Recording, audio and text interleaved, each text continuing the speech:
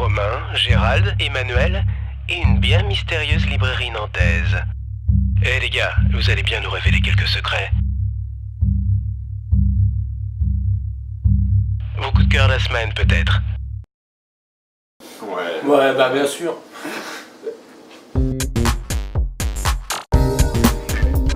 Alors c'est le deuxième tome du diptyque L'Angélus de la collection Secret aux éditions Dupuis.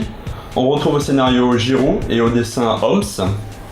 Dans ce deuxième tome, Clovis, après une révélation lors de son passage au musée d'Orsay où il voit l'Angélus de Millet, une révélation qui a bouleversé sa vie de fond en comble, qui a mis sa vie dans une nouvelle perspective, eh bien on le retrouve cette fois-ci dans la caravane où il s'est réfugié, avec une nouvelle existence qui s'offre à lui.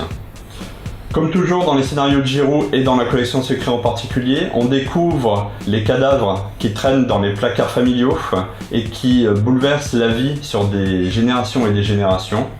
Et le dessin de Homs, éclatant, lumineux, très coloré, se retrouve là encore vraiment dans une perspective extraordinaire. Un très bon album. Mon coup de cœur de la semaine, c'est une belle petite surprise chez Dargaud, un tout petit format qui est complètement atypique, aussi bien dans la forme que dans le fond. C'est Pistouvi, on est sur une petite histoire fantastique où Pistouvi c'est juste ce petit renard qui vit tout seul avec une jeune fille dans une cabane, la vie est très simple. Et c'est quelqu'un, Pistouvi, qui ne pense qu'à manger, goûter un peu tous les animaux, toutes les formes de nourriture qui se présentent à lui. Et il n'a qu'une seule grande crainte, c'est que si les oiseaux commencent à lui parler, malheureusement il comprend leur langage et il commence à être métamorphosé et il en a très peur de cette réaction. Donc on a l'esprit du vent qui va être présente, on a une espèce de gros bonhomme sur un tracteur qui représente l'esprit du terroir et ces deux personnages les encadrent un petit peu oniriquement, les protègent aussi bien qu'ils leur inspirent une petite crainte.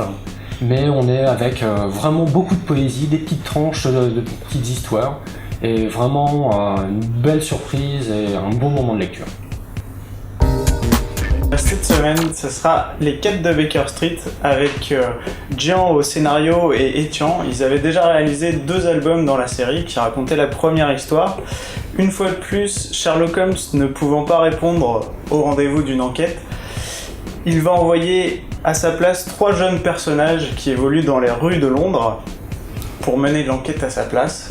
Un véritable coup de cœur puisque le dessin de David Etienne amène un vrai dynamisme, un vrai plus à l'histoire.